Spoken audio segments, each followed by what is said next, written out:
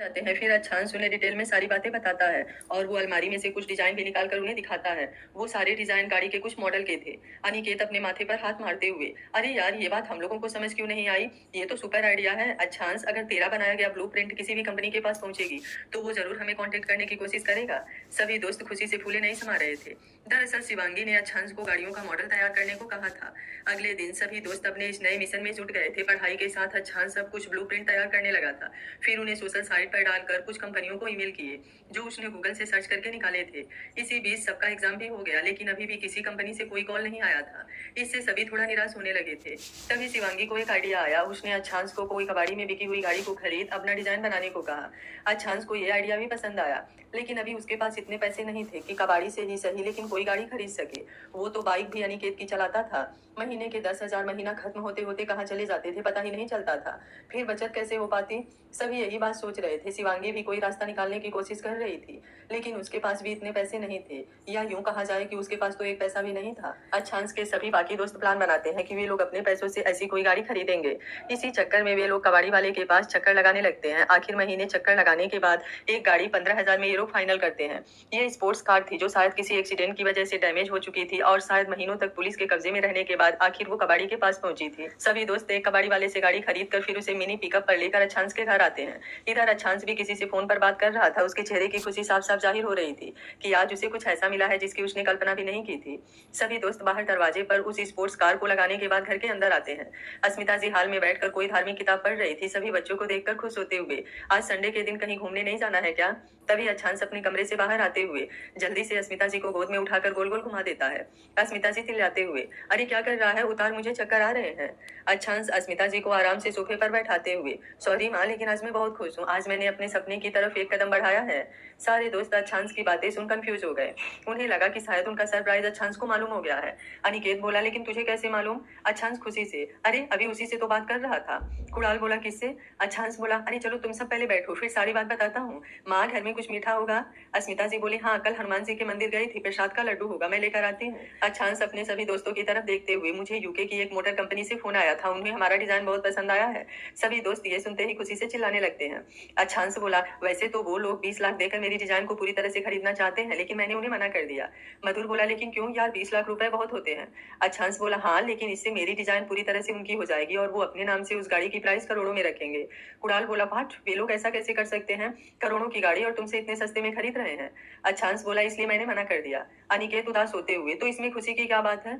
अच्छांश बोला, खुशी की बात यह है कि मैंने उन लोगों को अपना प्रपोजल दिया है कि मैं पूरी गाड़ी का मॉडल तैयार करूंगा, क्योंकि जो हमने ईमेल की थी वो आधी ब्लूप्रिंट है और वे लोग भले अपना प्राइस में बेचेंगे लेकिन नाम मेरा होना चाहिए और मुझे केवल कमीशन का 5 लाख रुपया चाहिए। सभी दोस्त बोले, बात तो तेरी सही है लेकिन रुपया कम नहीं है, इससे अच्छा तो 20 लाख था।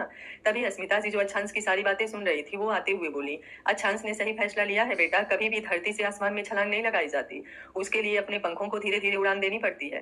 भले ही 20 लाख की अपेक्षा 5 लाख कम लग रहा है लेकिन इससे अच्छांश का नाम दुनिया के सामने आएगा और आगे चलकर ये 5 लाख उस 20 लाख से कई गुना अधिक होगा।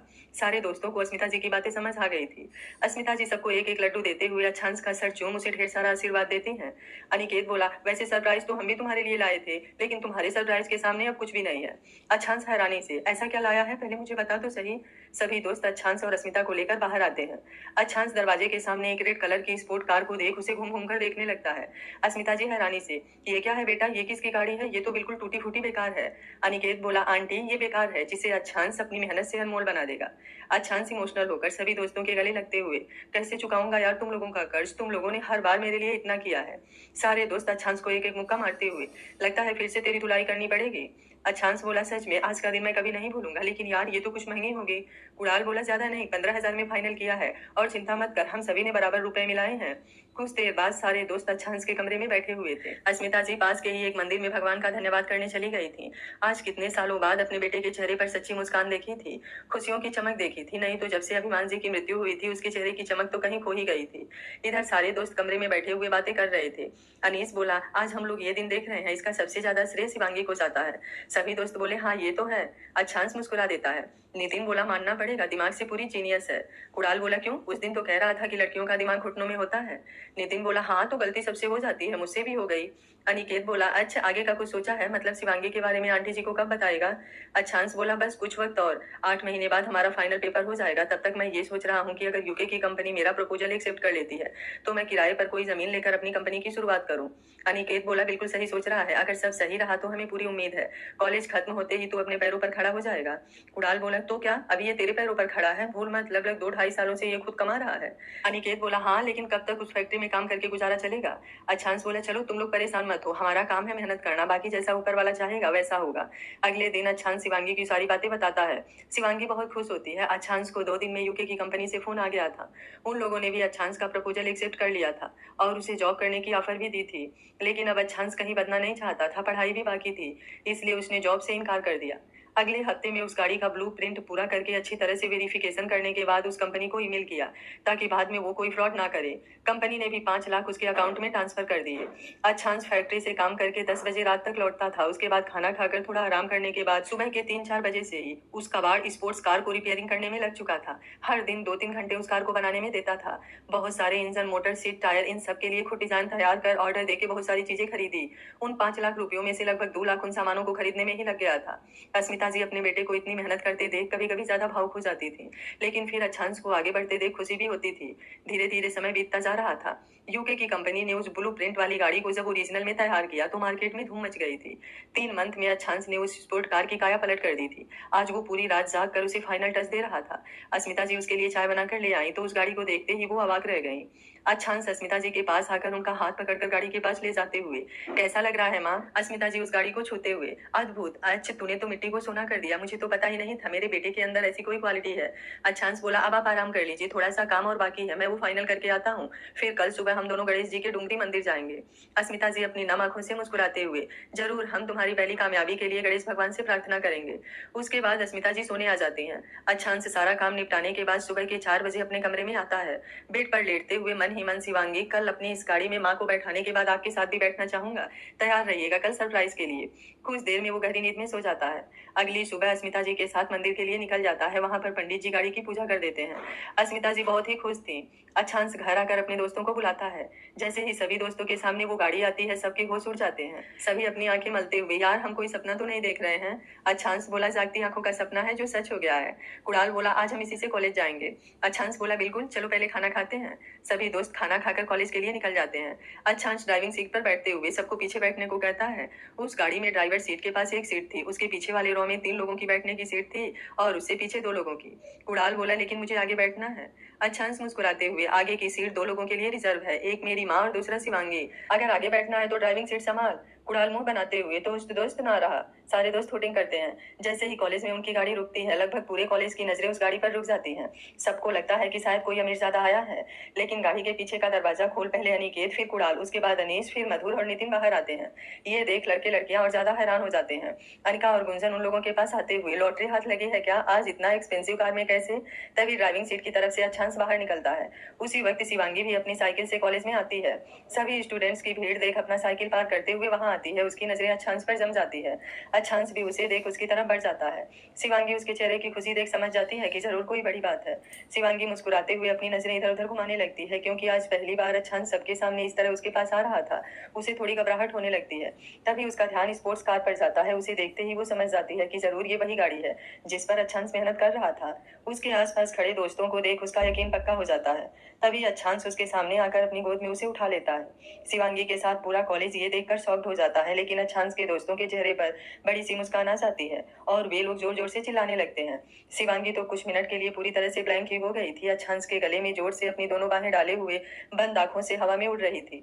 अच्छांश लंबे लंबे कदम लेता हुआ गाड़ी के पास लेकर आता है। अनिकेत आगे की सीट का दरवाजा खोल देता है। अच्छांश शिवांगी को बैठाकर सीट बेल्ट लगाता है। शिवांगी की आंखें अभी भी बंद थी। जब वो खुद को जमीन पर महसूस करती है तो वो धीरे धीरे अपनी आंखें खोलती है। अच्छांश को अपने इतने नजदीक देख उसकी सुपरफास्ट भागती धड़कनें अब तो बाहर निकलने के लिए तैयार थी। सारा कॉलेज अभी भी इन दोनों को हैरानी से देख रहा था, लेकिन इन सब के बीच विराज की मुठ्ठियां गुस्से से भीग चुकी थी, जो शायद ये बताने के लिए काफी थी कि उसे बिल्कुल पसंद नहीं आया। अब उसके दिल में क्या चल रहा था ये तो किसी को नहीं मालूम था, लेकिन इतना तय था कि आज शिवांगी और अच्छांश के रिश्ते का सच सबके सामने आ गया था, जो शायद इन दोनों के लिए अभी ठीक नहीं था। अच्छांश ने शायद बहुत ही जल्दबाजी कर दी थी। अपने आने वाले कल से अनजान अच्छांश शिवांगी का माथा चूम गाड़ी की दूसरी तरफ से आकर ड्राइविंग सीट संभाल लेता है। कुछ ही देर में गाड़ी हवा से बात करती हुई जयपुर की सड़कों पर दौड़ रही थी और देखने वाले देखते रह जा रहे थे। शिवांगी गाड़ी कॉलेज से बाहर निकलते ही अच्छांश के पास आ गई। अच्छांश भी उसे अपनी गोद में बैठाए एक हाथ से ड्राइविंग संभाले हुए था। शिवांगी बोली, आज मैं बहुत खुश हूँ, आप इसी तरह हर दिन कामयाबी की सीढ़ियां चढ़ते जाएं, मैंने अपने भगवान से यही मांगा था। अच्छांश बोला, आप हमेशा मेरे साथ रहे, मैं अपनी किस्मत अपनी मेहनत से बना लूंगा। दोनों आज घंटों तक जयपुर की सड़कों पर घूमते रहे, इस बात से अनजान कि अब इन दोनों के रिश्ते का क्या होगा, क्योंकि किसी की नजरों में अब ये दोनों आ चुके थे। अच्छांश के फाइनल एग्जाम में 5 महीने बाकी थे, लेकिन शिवांगी की पढ़ाई अभी 1.5 साल बाकी थी। इधर यूके की कंपनी फिर से अच्छांश को फोन कर रही थी, उसके साथ ही कुछ और कंपनियां अब अच्छांश से कांटेक्ट करने की कोशिश कर रही थी। अच्छांश उस यूके की कंपनी को और बाकी सारी कंपनियों में से 2 कंपनी और सिलेक्ट करके अपना एक एक डिजाइन और देने की बात की। वैसे तो अब वो कमीशन पर काम नहीं करना चाहता था, लेकिन मजबूरी थी, अपनी कंपनी खोलने के लिए कुछ और पैसों की जरूरत थी, क्योंकि पिछले 5 लाख में से ज्यादातर पैसे इस गाड़ी को बनाने में ही लग गए थे। फाइनल एग्जाम आते आते उसने 3 गाड़ियों का ब्लूप्रिंट तैयार कर 3 कंपनियों को भेज दिया, जिसमें यूके की कंपनी भी शामिल थी। लेकिन अब की बार कमीशन थोड़ा ज्यादा था, 2 कंपनियों ने 15-15 लाख पर बात फाइनल की थी और यूके की कंपनी ने 14 लाख पर। अब अच्छांश को पीछे मुड़कर देखने की जरूरत नहीं थी, उसने जल्दी ही अपने दोस्तों के साथ मिलकर जयपुर में एक अच्छी और बड़ी जमीन देखी। उसकी कीमत लगभग 5 करोड़ थी। अच्छांश ने उस जमीन को 1 साल के लिए भाड़े पर ले लिया, क्योंकि अभी खरीदने के लिए 5 करोड़ रुपए नहीं थे। वहीं पर अच्छांश ने अपनी मां के नाम से कंपनी स्टार्ट की। फाइनल एग्जाम देने के बाद उसके 5 दोस्त भी उसके साथ ही काम में लग गए। उन लोगों ने 4-5 गाड़ियां कबाड़ वाले से ली। अच्छांश ने सोचा कि नई गाड़ियों को मॉडल के साथ इन पुरानी गाड़ियों को अपने पसंदीदा ढंग से रिपेयर कर मार्केट में सेल कर देगा, जिससे कंपनी में लगाने के लिए कुछ और पैसे हो जाएंगे। इधर शिवांगी अपने सेकंड ईयर के पेपर देने के बाद कॉलेज खुलने का इंतजार कर रही थी। उसके पास मोबाइल नहीं था, जिससे अच्छांश से बात भी नहीं हो पाती थी। घर से ज्यादा बाहर भी जाना आना नहीं होता था, कॉलेज खुलने में 1 महीने का वक्त था। इधर अच्छांश को भी शिवांगी को देखे बिना चैन नहीं आ रहा था। गुंजन और अनिका भी इस वक्त अपने घर चली गई थी। लगभग 15 दिन हो गए थे अच्छांश ने शिवांगी को नहीं देखा था, इसलिए आज वो शाम को शिवांगी के गांव के लिए निकल गया। जैसे ही उसकी गाड़ी शिवांगी के घर के सामने रुकी, आसपास के लोग गाड़ी को देखने के लिए सड़कों पर भीड़ लगा दिए। राखी कपूर भी अपने तीनों बच्चों के साथ बाहर आई तो इतनी बड़ी गाड़ी देख हैरानी से उनकी आंखें फैल गई। संजीता और संकल्प 16 साल के थे, दोनों का एडमिशन जयपुर में हो गया था, लेकिन वे लोग इतनी दूर साइकिल चलाकर जाने के लिए तैयार नहीं थे। इसलिए रंजीत कपूर ने उन दोनों के लिए हॉस्टल का बंदोबस्त किया था। दोनों अगले महीने से वहां जाने वाले थे। शिवांगी को इन सब बातों से कोई लेना देना नहीं था, वो अपने कमरे में बैठी अच्छांश के बारे में सोच रही थी। तभी उसके कानों में भी बाहर से आई आवाज सुनाई देने लगी। अच्छांश अभी भी गाड़ी में बैठा शिवांगी के घर की तरफ देख रहा था। कुछ लोग आकर उससे बात करने की कोशिश कर रहे थे, जिस कारण अच्छांश झूठ बोलते हुए किसी का एड्रेस पूछ रहा था। वो मन ही मन, शिवांगी आपके घर से सब कोई बाहर आ गया, आप कब आएंगी? शायद उसके दिल की आवाज शिवांगी तक पहुंच गई थी। शिवांगी अपने बेड पर से उठते हुए कमरे की खिड़की पर आती है, जहां बाहर सड़क पर अच्छांश की गाड़ी देखते ही वो अपनी आंखें मलने लगती है। कहीं ये सपना तो नहीं, लेकिन जैसे ही उसे महसूस होता है कि अच्छांश सच में आया है, वो दौड़ते हुए सीढ़ियों से नीचे आती है। लेकिन जैसे ही मेन दरवाजे पर आती है, बाहर बरामदे में अपनी सौतेली माँ और भाई बहन को देखकर शांत हो जाती है। वो धीरे धीरे कदमों से बाहर आती है। अच्छांश शिवांगी को देखते ही जैसे फिर से जी उठता है। इन 15 दिनों में उसे ना देख उसकी क्या हालत हो रही थी, ये उसके दिल को ही पता था। अच्छांश गाड़ी खोलकर जैसे ही बाहर आता है, सारे लोग उसे देखते रह जाते हैं। कई औरतें तो अपने पति के सामने भी अच्छांश को मुंह फाड़े देख रही थी। यही हाल इधर राखी कपूर और संजीता का था। अच्छांश शिवांगी की तरफ बढ़ने लगा। ये देख शिवांगी की डर के मारे हालत खराब होने लगी। वो अपना सर धीरे धीरे नामे हिलाते हुए उसे वहां से जाने का इशारा कर रही थी, लेकिन अच्छांश मुस्कुराते हुए आगे बढ़ रहा था। अच्छांश राखी कपूर के पास आते हुए, आंटी आपको ये एड्रेस पता है कहाँ है? मैं लंदन से आया हूँ, इसलिए मुझे यहाँ के रास्तों का कोई पता नहीं है। संजीता जल्दी से उसके हाथ से पेपर लेते हुए, अरे आप तो रास्ता भटक गए, ये तो हमारे गाँव के बगल वाला गाँव है। अच्छांश बोला, अच्छा तभी मैं कहूँ कि मुझे वो घर क्यों नहीं मिल रहा। ओके, हेल्प के लिए थैंक यू, मैं चलता हूँ। कहते हुए वो जल्दी से वहां से गाड़ी लेकर निकल जाता है। सभी लोग आपस में बात करते हुए अपने अपने घर में चले जाते हैं। राखी कपूर शिवांगी को दरवाजे के पास देख, मनहूस तू यहाँ क्या कर रही है? कहीं ऐसा तो नहीं सोच रही कि वो लड़का तेरे चक्कर में आ जाएगा? उसी को फंसाने के लिए तो बाहर निकली है। शिवांगी चुपचाप घर के अंदर आ जाती है। तभी राखी कपूर का छोटा बेटा संजीत, जो 14 साल का था, मम्मी बाहर तो हम लोग भी आए थे, फिर आप क्यों सीवी दीदी को डांट रही हो? राखी बोली, चुप कर, चलकर पढ़ाई लिखाई कर। उन लोगों के वहां से जाने के बाद शिवांगी किचन से निकलकर चुपके से बाहर आती है। इधर उधर देखते हुए वहीं पास के फूलों की झाड़ियों में कुछ ढूंढने लगती है। थोड़ी देर में ही उसे वो चीज मिल जाती है जिसे वो मुट्ठी में दबाकर जल्दी से अपने कमरे में आती है। अपने कमरे का दरवाजा बंद कर अपनी मुट्ठी खोलती है। उसमें एक कागज का टुकड़ा था। शिवांगी को याद आता है कि कैसे अच्छा जब राखी कपूर के पास आया था तो कागज का टुकड़ा अपने पॉकेट से निकाल उन झाड़ियों में गिरा दिया था। शिवांगी उसे लेकर कमरे में आती है। दरवाजा बंद कर जैसे ही उस कागज को खोलकर पढ़ती है उसकी धड़कनें बढ़ जाती हैं। अच्छांश ने लिखा था, मैं आज 10 बजे रात को आपके घर के बाहर इंतजार करूंगा आपका। उस पर अपना मोबाइल नंबर भी लिखा था। शिवांगी खुद से, क्या करूं मैं, अगर किसी ने देख लिया तो गजब हो जाएगा। ऐसा करती हूँ, मना कर देती हूँ, लेकिन अब मना कैसे करूं। उन्होंने मोबाइल नंबर तो दे दिया लेकिन मेरे पास तो कोई फोन नहीं है। वो जल्दी से कागज को अपनी किताबों के बीच रख कर अलमारी में छुपा देती है। वो हाँ और ना के कसमकस में फंसी किचन में आकर रात का खाना बनाती है। रंजीत कपूर भी ऑफिस से आ गए थे। सभी बैठकर खाना खाने लगते हैं। खाना खाने के बाद रंजीत कपूर टीवी देखने लगते हैं। राखी और बच्चे अपने कमरे में चले जाते हैं। शिवांगी किचन से साफ सफाई में जुट जाती है लेकिन नजर घड़ी पर बनी हुई थी जिसमें 10 बजने में 10 मिनट बाकी थे। वो एक नजर हॉल में अपने पापा को देखती है फिर अपना काम करने लगती है। सारा काम करने के बाद शिवांगी जब बाहर आती है तो देखती है कि उसके पापा भी सोने चले गए हैं। वो एक नजर सबके कमरे के दरवाजे को देखती है जो बंद हो गए थे। वो सारी लाइट बंद करके अपने कमरे में आती है। घड़ी में 10 बजकर 10 मिनट हो रहे थे। वो डरते हुए खिड़की के पास आती है लेकिन बाहर सड़क पर कोई नहीं था। ये देख उसे बुरा लगता है लेकिन खुद को समझाते हुए, अच्छा हुआ जो नहीं आए, नहीं तो अगर किसी की नजर पड़ जाती तो खतरे में पड़ जाते। 15 दिन की और बात है, कॉलेज खुलते ही फिर उन्हें रोज देखूंगी सोचते हुए फिर से एक नजर खिड़की के बाहर देखती है। लेकिन अब की बार उसकी आंखें हैरानी और खुशी से बड़ी हो जाती हैं। बाहर सड़क पर एक पेड़ के पास किसी का साया नजर आ रहा था। शिवांगी को पहचानते देर नहीं लगी कि वो अच्छांश ही है। शिवांगी खिड़की के बिल्कुल नजदीक आकर ग्रिल से बाहर अपने हाथ निकालते हुए अच्छांश को वहां से जाने के लिए कहने लगी, लेकिन अच्छांश अपना सरनामे हिला दिया। शिवांगी को डर लग रहा था कि कहीं कोई आसपास खिड़की या छत से उसे देख ना ले। वो धीरे से अपने कमरे से बाहर आती है। सभी के कमरे की लाइट बंद हो चुकी थी। शिवांगी धीरे धीरे कदम रखती हुई नीचे हाल में आती है।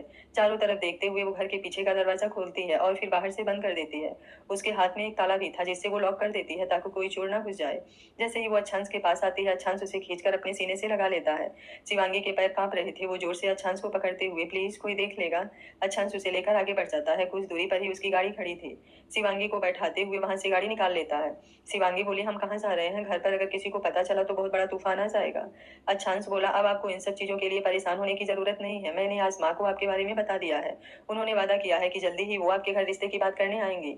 शिवांगी बोली, लेकिन उन्होंने तो मुझे देखा भी नहीं है, अगर मैं उन्हें नहीं पसंद आई तो। फिर आप जानते हैं गांव में अभी भी लोग अपनी जाति में ही शादी करते हैं। पता नहीं पापा तैयार होंगे या नहीं, मम्मी कोई हंगामा ना करे। अच्छांश उसे अपने पास खींचते हुए, कहा ना कुछ भी सोचने की जरूरत नहीं है। शिवांगी बोली, मुझे बहुत डर लग रहा है, कहीं हम अलग हो गए तो। अच्छांश गाड़ी का ब्रेक लगाते हुए शिवांगी का चेहरा अपने हाथों में ले, ये अच्छांश सिंह केवल अपनी शिवांगी का है। आपको इस बात का भरोसा रखना होगा, मैं हमेशा आपके साथ हूँ। कहते हुए उसके होठों को लॉक कर देता है। शिवांगी हतप्रभ रह जाती है। ये उनकी पहली किस थी। जब से शिवांगी अच्छांश मिले थे और अच्छांश ने अपने प्यार को एक्सेप्ट किया था, वो हमेशा उसकी अपनी बाहों में भर उसके माथे को चूमता था। कभी कभार मस्ती में कानों में कुछ कहते हुए हल्के से कानों को छू लेता था। लेकिन आज पहली बार था जब उसने किस किया था। अच्छांश शिवांगी को बेपरवाही से चूमे जा रहा था। शिवांगी भी कुछ पलों में अपनी आंखें बंद करते हुए अच्छांश के सांसों को अपनी सांसों में मिलाने लगे थे। दोनों को होश तब आया जब पीछे से किसी गाड़ी ने हॉर्न दिया। दोनों जयपुर पहुंच चुके थे और इस वक्त वे लोग हाईवे पर थे। अच्छांश शिवांगी को छोड़ अपनी सांसें बहाल करते हुए जल्दी से गाड़ी को थोड़ा साइड किया। शिवांगी उसके सीने में चेहरा छुपाए खुद को नॉर्मल कर रही थी। उसकी गर्म सांसें अच्छांश के सीने पर हलचल मचा रही थी जिससे वो अपना कंट्रोल खोने लगा था। शिवांगी भी जैसे आज सब कुछ भूल जाना चाहती थी। अब ये नई उम्र का खिंचाव था, ये दोनों के प्रेम का शब्द जो अब छलकने लगा था। थोड़ी सी नजदीकी पाते ही दोनों एक दूसरे में घुलने के लिए बेताब हुए जा रहे थे। अच्छांश बोला, शिवांगी मैं आपसे शादी करना चाहता हूँ, आज और अभी। शिवांगी बोली, मुझे भी आपका होना है, अब आपसे दूर नहीं जाना। शिवांगी की रजामंदी मिलते ही अच्छांश अपनी गाड़ी को मंदिर की तरफ बढ़ा देता है। लगभग 10-15 मिनट में वो दोनों एक मंदिर में थे। दुर्गा माँ का मंदिर था। छोटा मंदिर होने से ना ही वहां पर कोई सिक्योरिटी थी और ना ही कोई पुजारी इस वक्त मौजूद था। अच्छांश शिवांगी को देखते हुए, आज सच में तैयार है ना, कहीं केवल मेरे कहने की वजह से आपने हाँ तो नहीं कही है। शिवांगी बोली, क्या आपको ऐसा लगता है। अच्छांश बोला, नहीं, लेकिन फिर भी मुझे आपकी मर्जी के खिलाफ कुछ नहीं चाहिए, कुछ भी नहीं। शिवांगी बोली, सच कहूँ तो इधर कुछ दिनों से मुझे थोड़ा डर लग रहा है। बार बार ऐसा लगता है कोई हमें दूर ना कर दे। अब तो आप कॉलेज भी नहीं आएंगे। अच्छांश बोला, डरने की कोई जरूरत नहीं है, चलिए आज आपका डर हमेशा के लिए खत्म कर ही देता हूँ। अच्छांश वहीं आसपास से कुछ लकड़ियां चुनकर मंदिर में जलते दिए से तेल डालकर आग प्रज्वलित करता है। फिर वो शिवांगी को गोद में उठाते हुए उस अग्नि के फेरे लेता है। फिर अम्बे माँ के सामने जाकर वहीं उनके चरणों में पड़ा सिंदूर अपनी चुटकी में उठाते हुए शिवांगी की मांग में भर देता है। उसके बाद अपनी गर्दन से एक लॉकेट उतारते हुए शिवांगी शिवांगी के गले में पहना। शिवांगी, मैं आपको अपनी पत्नी के रूप में स्वीकार करता हूँ। ये लॉकेट मेरे पापा ने दिया था, ये उनका मेरे लिए आखिरी गिफ्ट था, जब 15वें जन्मदिन पर उन्होंने मुझे पहनाया था। उसके कुछ दिन बाद ही पापा हमें छोड़कर चले गए थे, तब से मैंने ये लॉकेट कभी अपने गले से नहीं उतारा। आज से मेरी ये अमानत आप जिंदगी भर संभालिए। शिवांगी उसके सीने से लग जाती है। अच्छांश उसके माथे को चूमते हुए फिर से अपनी बाहों में उठा लेता है। उनकी गाड़ी वहीं मंदिर में ही पार्क थी। अच्छांश शिवांगी को लेकर पीछे वाली सीट पर आ जाता है। शिवांगी की सीट पर लिटाते हुए उसके ऊपर झुक उसके दोनों पलकों को चूम लेता है। शिवांगी भी उसके गले में अपने दोनों हाथों को फंसाते हुए उसे अपने और करीब खींच लेती है।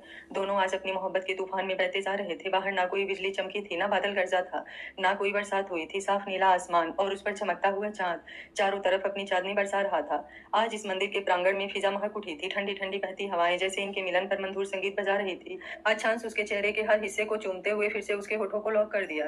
धीरे धीरे उसके हाथ शिवांगी के बालों से खेल रहे थे। कुछ ही देर में धीरे धीरे दोनों के बीच से सारे पर्दे हट चुके थे। अच्छांश सब शिवांगी के रूह तक अपनी मोहब्बत की मुहर लगा चुका था।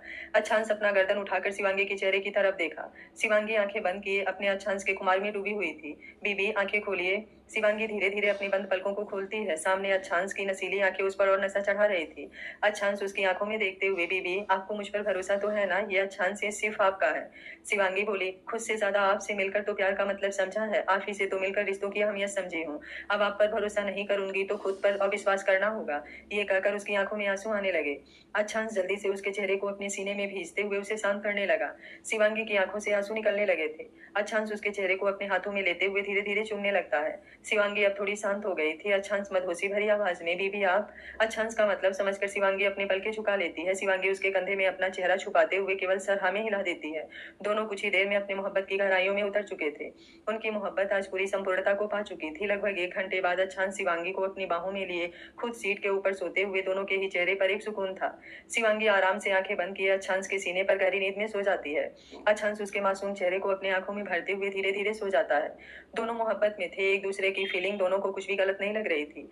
अच्छांश तो शिवांगी को अपना सब कुछ मान बैठा था, इसलिए उसके प्रति उसकी फीलिंग को वो बर्दाश्त नहीं कर पाया। उसके लिए शिवांगी से दूर जाना सपने में भी नहीं था, और यही बात शिवांगी के लिए भी था। आज भले ही समाज के सामने उसकी शादी नहीं हुई, लेकिन अच्छांश का मांग में सिंदूर डालना ही शिवांगी के लिए जैसे दुनिया मुट्ठी में करने जैसा था। इस वक्त रात के लगभग 2 बज रहे थे। आज दोनों बेहद सुकून में थे। लगभग 4 बजे के करीब अच्छांश की आंखें खुली। अच्छांश शिवांगी को धीरे धीरे अपने गोद में लेकर बैठता है। शिवांगी थकान की वजह से अभी भी गहरी नींद में थी। अच्छांश शिवांगी को सीट पर लेटाकर अपने कपड़े पहन गाड़ी से बाहर आता है। रात का अंतिम पहर शुरू हो चुका था। अच्छांश मोबाइल उठाकर टाइम देखता है, जिस पर 4-5 हो रहे थे। वो एक नजर शिवांगी को देख आगे ड्राइविंग सीट पर बैठ जाता है। आराम से गाड़ी चलाते हुए लगभग 4:30 बजे तक शिवांगी के गांव पहुंच चुका था। गाड़ी रोककर पीछे की सीट पर आते हुए शिवांगी को बेहद प्यार से जगाता है। शिवांगी की आंखें नहीं खुल रही थी, लेकिन अच्छांश की आवाज सुन वो धीरे धीरे आंखें खुलती है। अच्छांश को सामने देख कुछ देर उसे यकीन करने में ही बीत जाते हैं। फिर उसे जैसे ही सब कुछ याद आता है, उसका चेहरा अब सुर्ख लाल हो चुका था। अच्छांश उसके माथे पर चूमते हुए, सुबह होने वाली है जान। ये सुनते ही शिवांगी हड़बड़ाते हुए चारों तरफ देखने लगती है। अच्छांश बोला, बीबी घबराइए मत, हम आपके घर के पास हैं। आपके दरवाजे पर गाड़ी नहीं ले गया कि किसी को शक हो जाएगा। शिवांगी बोली, आप जल्दी आइएगा। अच्छांश बोला, मन तो मेरा अभी ही कर रहा है कि आपको ले जाऊं, लेकिन बस आज का वक्त। मैं आज ही माँ को आपके घर भेजूंगा, उसके बाद हम दोनों को मिलने से कोई किसी को ऐतराज नहीं होगा। शिवांगी बोली, ठीक है, अब आप भी जाइए, अगर किसी ने देख लिया तो बात बिगड़ सकती है। अच्छांश उसके माथे पर चूमते हुए गाड़ी का दरवाजा खोलता है। शिवांगी जैसे ही गाड़ी से बाहर आती है, थोड़ी लड़खड़ा जाती है। अच्छांश जल्दी से उसे संभालते हुए, आप ठीक तो है ना? आप चल पाएंगी? शिवांगी हाँ में सर हिलाते हुए, मैं चली जाऊंगी, आप जल्दी निकलिए यहाँ से, गाँव में लोग जल्दी ही उठ जाते हैं। अच्छांश बोला, ठीक है, मैं जा रहा हूँ, लेकिन पहले आप जाइए। शिवांगी संभाल कर धीरे धीरे कदम बढ़ा रही थी। उसके पूरे शरीर में बहुत ज्यादा दर्द हो रहा था, जिस वजह से उसे दिक्कत हो रही थी। अच्छांश ध्यान से देखते हुए उसके दर्द को महसूस कर रहा था। उसकी मुट्ठियां भीजती जा रही थी। उसे खुद पर गुस्सा आ रहा था कि उसकी वजह से शिवांगी को तकलीफ हो रही है। अब उससे नहीं रहा जाता तो वो जल्दी जल्दी कदम बढ़ाता हुआ शिवांगी के पास पहुंच झटके से उसे गोद में उठा लेता है। शिवांगी अपने मुंह पर हाथ रख चीखने से खुद को रोकती है। अच्छांश बिना कुछ कहे जल्दी जल्दी उसे लेकर उसके घर के पिछले दरवाजे के पास आता है। फिर शिवांगी को वहां खड़ा करते हुए जल्दी से वहां से निकल जाता है। महज कुछ ही सेकंड में वो अपनी गाड़ी में था। शिवांगी हैरानी से चारों ओर देख रही थी। फिर उसके होठों पर मुस्कान आ जाती है। वो अपने दुपट्टे के कोर में बधी चाबी से लॉक खोलकर धीरे से अंदर आती है। घर में अभी सभी सोए हुए थे। शिवांगी कमरे में आकर बेड पर लेटे हुए अपने और अच्छांश के बीच जो भी लम्हे गुजरे थे उनको याद करते हुए तकिए में मुंह छिपा लेती है। फिर वो आईने के सामने खड़ी होती है। मांग में चमकता लाल सिंदूर उसे अच्छांश के होने का एहसास दिला रहा था। थोड़ी देर में वो सिंदूर को अच्छे से बालों में छुपाकर बालों को बांध लेती है। थोड़ी देर आराम करने के बाद 5 बजे उठकर साफ सफाई में लग जाती है। मन तो बिल्कुल नहीं हो रहा था। बॉडी में दर्द की वजह से थकान अभी भी उतरी नहीं थी, लेकिन काम नहीं करती तो सुबह सुबह ही घर में हंगामा हो जाता। इधर अच्छांश 5 बजे तक घर पहुंचता है। इस वक्त रास्ता खाली होने की वजह से 8-10 किलोमीटर की दूरी कुछ ही देर में पूरी हो जाती है। घर में अभी सभी सोए हुए थे। अच्छांश के न होने की वजह से अनिकेत और कुणाल अस्मिता जी के पास ही रुके हुए थे। वो दोनों अच्छांश के कमरे में सो रहे थे।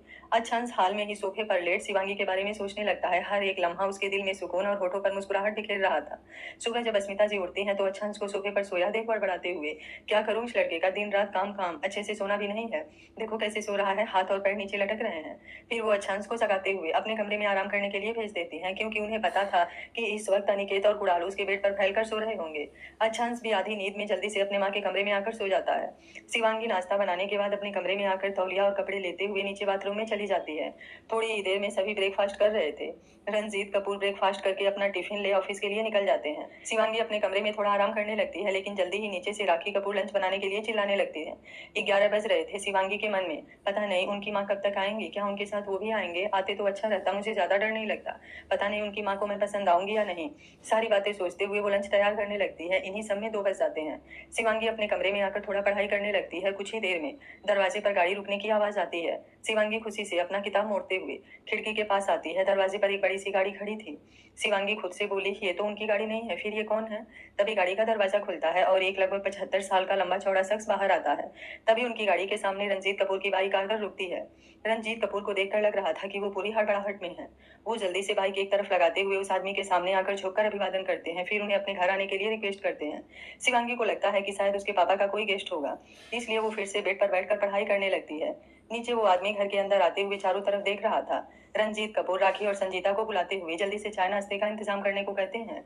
राखी जैसे ही शिवांगी को आवाज देना चाहती है, वो आदमी अपनी दमदार आवाज में, हम यहाँ चाय नाश्ता करने नहीं आए हैं, आप लोगों से जरूरी बात करनी है। रंजीत कपूर अपना हाथ जोड़ते हुए, सर हम लोगों से कोई गलती हो गई है, आपने इतना अर्जेंट फोन करके घर आने को कहा, कोई बात है बताइए, हम अपनी गलती को जल्दी ही सुधार लेंगे। वो आदमी थोड़ी तेज आवाज में, गलती, अरे तुम लोगों ने तो अपनी औकात से बाहर जाकर सपने देखने शुरू कर दिए, लेकिन तुम लोग हमारे पैरों की जूती हो और वही रहोगे। क्या सोचा अपनी बेटी को मेरे बच्चे के पास भेजकर तुम लोग सूर्यवंशी खानदान से बराबरी करोगे।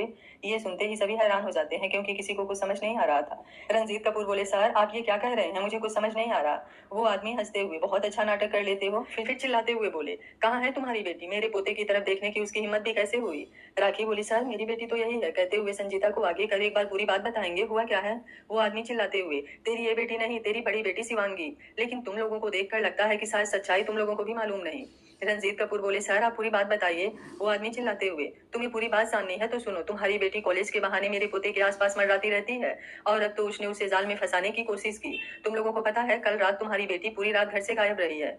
ये सुनते ही सभी को जैसे सदमा लग जाता है। रंजीत कपूर गुस्से से चिल्लाते हुए, शिवांगी शिवांगी। अपने पापा की तेज आवाज से शिवांगी जल्दी से कमरे से बाहर आती है। जोर जोर से बात करने की आवाज तो उसके कमरे में भी आ रही थी, लेकिन साफ सुनाई नहीं दे रही थी, इसलिए उसे ये बात मालूम ही नहीं थी कि नीचे उसके बारे में क्या क्या बातें हो रही है। अपने पापा की तेज आवाज सुनकर शिवांगी जल्दी से बाहर आती है। उसके बाहर आते ही रंजीत कपूर बिना कुछ पूछे उसे एक थप्पड़ जड़ देते हैं, जिससे शिवांगी नीचे जमीन पर गिर जाती है।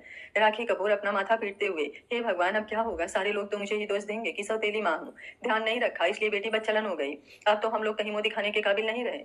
मैं हमेशा से कहती थी कि इसको इतना छूट मत दीजिए, मुझे शुरू से ही इसके लक्षण ठीक नहीं लगते थे, लेकिन आपने मेरी बात नहीं मानी और इसे दूर शहर में पढ़ने जाने दिया। देखा आपने हमारे विश्वास का कैसा इनाम दिया है। शिवांगी को तो कुछ समझ ही नहीं आ रहा था। वो रोते हुए धीरे से, पापा लेकिन हुआ क्या है।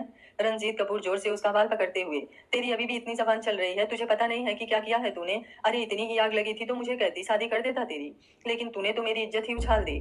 सामने खड़ा आदमी ये देख धीरे से मुस्कुरा रहा था, लेकिन जल्दी ही वो फिर से तेज आवाज में चिल्लाते हुए, ऐ लड़की बोल, कितने पैसे चाहिए तुझे मेरे पोते का पीछा छोड़ने के लिए। शिवांगी की तो हालत ही खराब हो रही थी, उसे कुछ समझ नहीं आ रहा था। रंजीत कपूर बोले, सर हमें माफ कर दीजिए, आगे से आपको कोई शिकायत का मौका नहीं मिलेगा, मैं आज ही इसकी शादी कर दूंगा। ये सुनते ही शिवांगी को झटका लगा। ऐसे तो वो किसी के सामने जल्दी जबान नहीं खोल पाती थी, लेकिन आज रंजीत कपूर की बातें सुन ऐसा लगा जैसे कोई उसको अपनी जान से अलग कर रहा है। वो खड़े होते हुए बोली, लेकिन मैं किसी से शादी नहीं कर सकती, मेरी एक बार बात तो सुनिए। रंजीत कपूर बोले, क्या सुनूं मैं तेरी, अब और कितनी बेइज्जती करवानी है। शिवांगी बोली, पापा पापा मैं किसी से पापा प्यार करती हूँ, वो बहुत अच्छा लड़का है पापा, आप एक बार उससे मिल लीजिए, आज वो अपनी माँ के साथ यहाँ आने वाला है। ये सुनते ही रंजीत आगे कुछ कहते उससे पहले ही वो आदमी चिल्लाते हुए, अच्छा है, तभी तो अपने इस खूबसूरत चेहरे के जाल में उसे फंसाने की कोशिश की है, लेकिन वो मेरा पोता है, तेरे किसी भी झांसे में नहीं आएगा। उसने तुझसे थोड़ी अच्छे से बात क्या कर ली, तू तो उसके साथ सपने देखने लगी। शिवांगी बोली, देखिए मुझे आपकी बातें समझ नहीं आ रही, मैं आपके पोते को नहीं जानती, फिर क्यों ये इल्जाम मुझ पर लगा रहे हैं। वो आदमी हंसते हुए, अच्छा तू मेरे पोते को को नहीं जानती, फिर किस लड़के के साथ कल रात गुजार कर आई है? शिवांगी को ये सुनकर थोड़ा गुस्सा आ गया। वो तेज आवाज में बोली, बस कीजिए आप। हाँ, कल मैं घर से निकली थी, लेकिन आपके पोते के पास नहीं, मैं जिससे प्यार करती हूँ उसके पास थी, अच्छान सिंह के पास। वो आदमी बोला, वो अच्छान सिंह नहीं, अच्छान सिंह सूर्यवंशी है, मेरा पोता राघवेंद्र सिंह सूर्यवंशी का वारिस। शिवांगी की आंखें हैरानी से फैल गई, मन ही मन अच्छान का नाम दोहराते हुए, ये नहीं हो सकता, वो तो अच्छान सिंह है। वो आदमी बोले, तेरी औकात नहीं है मेरे पोते के सपने देखने की, इसलिए मेरे पोते ने आज मुझे भेजा है। क्या तुम्हें नहीं पता, बड़े घर के लड़कों को जो चीज पसंद आती है उसे वो हासिल करके छोड़ते हैं, लेकिन इसका ये मतलब नहीं कि उसे अपनी इज्जत बना ले। तू भी मेरे पोते को पसंद आ गई थी, इसलिए वो तुझसे थोड़ा अच्छे से बात कर लेता था, लेकिन कल रात उसे जो चाहिए था वो मिल गया, इसलिए अब आज के बाद तू भी उसे भूल जा। शिवांगी अपने पापा का हाथ पकड़ते हुए, पापा ये झूठ बोल रहे हैं, अच्छांश ऐसे नहीं है, मैं जानती हूँ उन्हें, प्लीज पापा मेरा यकीन कीजिए। रंजीत शिवांगी को धकेलते हुए, मत कह अपनी गंदी जुबान से मुझे पापा, आज से मेरे 3 ही बच्चे हैं, आज से तुम मर गई मेरे लिए। राखी, इसकी शादी की तैयारियां करो, मेरे दोस्त का एक लड़का है, मैं उससे बात करता हूँ, हम जल्दी से जल्दी इसकी शादी करेंगे, ताकि ये जल्दी ही इस घर से जाए और हमारा पिंड छूटे। शिवांगी रोते हुए, प्लीज पापा ऐसा मत कीजिए, एक बार मेरी बात सुन लीजिए, मान लीजिए, आप अपना फोन दीजिए, मैं अभी अच्छांश को बुलाती हूँ। आपको मेरी शादी ही करनी है ना, मैं चली जाऊंगी, मुझे विश्वास है मेरे बुलाते ही वो यहाँ आ जाएंगे। रंजीत शिवांगी की बातें सुन कुछ कहते हैं उससे पहले ही वो आदमी, लगता है तुम इस तरह नहीं मानोगी, मैं अभी अपने पोते से बात करवाता हूँ, चल जो भी नंबर तुम्हारे पास है वो ले आ, नहीं तो कहेगी कि मैंने गलत आदमी से बात करा दी। शिवांगी को यह एक लास्ट मौका दिखता है, वो जल्दी से दौड़ते हुए अपने कमरे में जाकर कल वाला कागज का पुर्जा लेकर आती है। वो आदमी अपना मोबाइल लेकर वो नंबर डायल करता है और सबको दिखाता है, साथ ही कॉल स्पीकर पर डाल देता है। थोड़ी ही देर में उधर से कॉल रिसीव होते ही हेलो की आवाज आती है। शिवांगी हैरानी से मोबाइल को देख रही थी, उसके कानों पर विश्वास नहीं हो रहा था। हाँ, ये आवाज अच्छांश की ही थी। इधर से वो आदमी, हेलो बेटा, मैं उस लड़की के घर आया हूँ। तभी उधर से आवाज आती है, तो ये आप मुझे क्यों बता रहे हैं? वो आदमी बोला, वो लड़की नहीं मान रही है, उसने तुम्हारे नाम की जिद पकड़ी हुई है, वो तुमसे मिलना चाहती है। उधर से आवाज आती है, आपने तो कहा था कि पैसे देने से वो मान जाएगी, तो फिर? ये सुनते ही शिवांगी वहीं जमीन पर गिर जाती है। वो आदमी बोला, ठीक है बेटा, 10 लाख की जगह 20 लाख देने की बात करता हूँ, शायद वो मान जाए। उधर से आवाज आती है, जो भी करना है कीजिए, आई डोंट केयर, मुझे उससे कोई लेना देना नहीं, मुझे उससे कभी भी नहीं मिलना। कहते हुए कॉल कट कर देता है। शिवांगी जमीन को घूरती हुई अपने होश खो बैठी थी, आंखों से आंसू बहते जा रहे थे। 2 साल पहले से लेकर आज तक की सारी घटनाएं उसकी आंखों के सामने घूम रही थी। उसे यकीन ही नहीं हो रहा था, उसका अच्छांश ऐसे कैसे कर सकता है, उससे इतनी बड़ी बात छुपाई। वो अच्छांश सिंह सूर्यवंशी है, वो इतना बड़ा धोखा कैसे खा सकती है? किसी को समझने में, कोई क्या कह रहा था उसे कुछ सुनाई नहीं दे रहा था, वो सिर्फ अपने सवालों में उलझी हुई थी। आखिर अच्छांश ने ऐसा क्यों कहा? इसके पीछे का राज क्या है? क्या ये अच्छांश के दादाजी की साजिश है दोनों को अलग करने की? आगे और भी बहुत सारे राज से पर्दा उठेगा, जैसे शिवांगी और अच्छांश को अलग करने वाला कौन है? अगर दोनों एक दूसरे के लिए तड़प रहे हैं तो इनके बीच में गलतफहमी किसने पैदा की है? ऐसे बहुत सारे सवाल होंगे जिनका जवाब आपको आने वाले एपिसोड में बहुत ही रोमांच और सस्पेंस के साथ मिलेगा। तो कहानी का एक भी एपिसोड बिल्कुल मिस मत करिएगा, कहानी आपको बहुत एंटरटेन करेगी। अगर आपको कहानी अच्छी लग रही है तो वीडियो को लाइक, शेयर एंड चैनल को सब्सक्राइब कर लीजिएगा। थैंक यू फॉर वॉचिंग, मिलते हैं कहानी के अगले भाग में।